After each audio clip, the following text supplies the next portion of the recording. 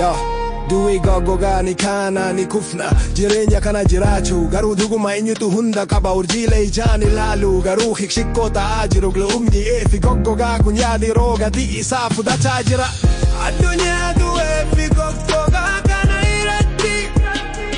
jireenyi ilaalamuu hin qabu hikshikoo fi gurguddaa lafa badaa seenaa bakka onneen gara qoratti jijjiiramu abjuun gadi fageenyaan awwaalame akka icciitii nuti himne gaaddidduu durii keessatti ho'a barbaadu daandiiwwan kanarratti ulfaatina sammuu koo qabadeen deema echoes of the past eeyyee isaan gosa tokko namoonni hafuurota ari'an cirracha keessaa badan fulbaana keessa fiksaa jireenya qoree jira addunyaa du'ee fi goggogaa kan irratti jireenyi ilaalamuu hin qabu hikshikoo fi gurguddaa lafa badaa seenaa bakka onneen gara qoratti jijjiiramu abjuun gadi fageenyaan awwaalame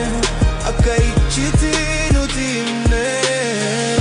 kurmaana jiraachuusaa shekkoota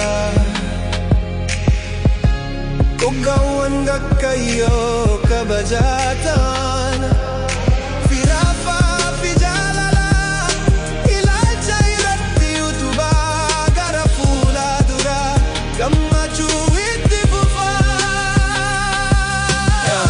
kana galuun baay'eedha gatii ulfaatina bara dheeraaf hin dhukkubsatne halagaan gargaaraa yaadawwan duraati keessa galle asirratti qajeelfama deebii fi dhugamuu jedhamu rentee gaarii fe'u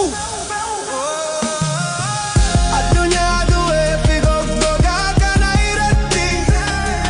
jireenyi ilaalamuu hin qabu hikshikoo fi gurguddaa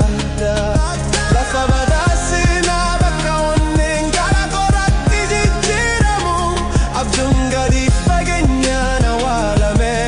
akka icciitii nuti himne dhugaan ichiniina osoo hundi keenya sarara irratti qabamnee jira jireenya kana seera keenyatti maanguddootaan bataadha du'aan fi goggogaa kitaaba seenaa barreessu du'aan bakkiiwwan hunda keessatti jira